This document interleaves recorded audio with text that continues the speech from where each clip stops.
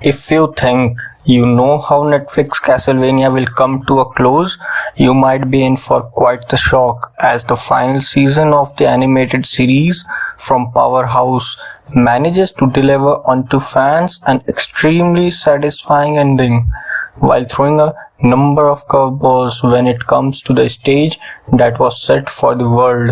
Now, Berefit of Dracula. Season 4 of Castlevania takes the opportunity to wrap a bow on nearly every character that we have come into contact with throughout the television show, like you ever imagined, giving fans plenty of quality times and character development to say goodbye to some of their favorites.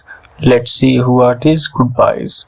In looking at season 4, it's important to take a look at what took place during the previous season, which saw Trevor and Sypha breaking apart from Alucard, experiencing unique adventure in a world that is now lacking a certain load of the vampires.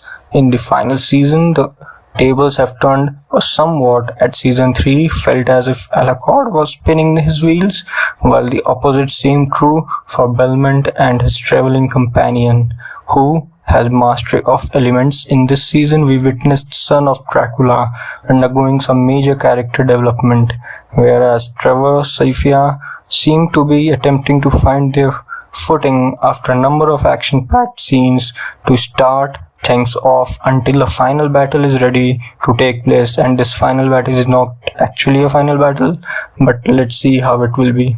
On the villain side of things, the story element made up of Carmela, her sister, Hector, and Isaac, yes, our Isaac, might just be some of the most satisfying farewells, with plenty of amazing fight scenes to help bring the supernatural tale to its conclusion.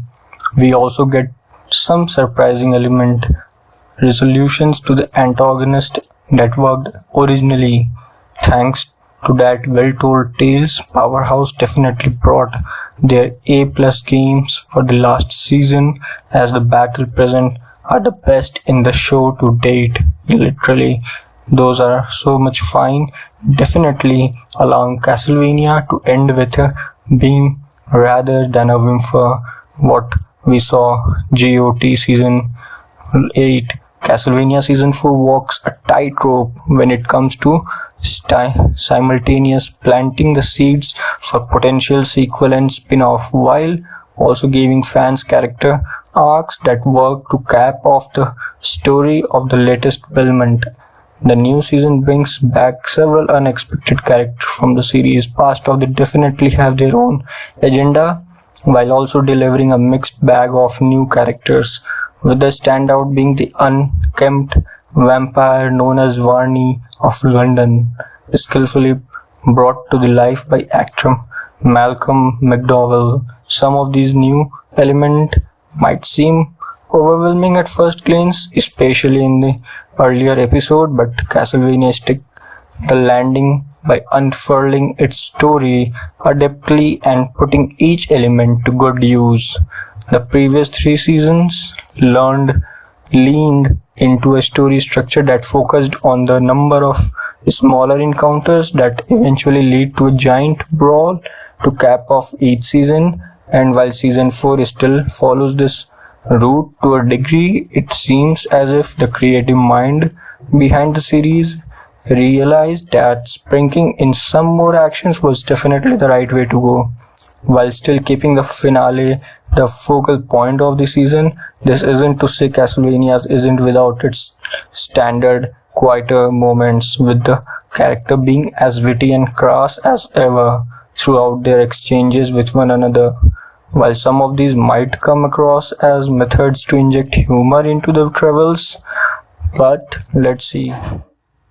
Amid the blood and guts, Castlevania takes the opportunity to dive into what it means to be a creature, a night creature or a vampire.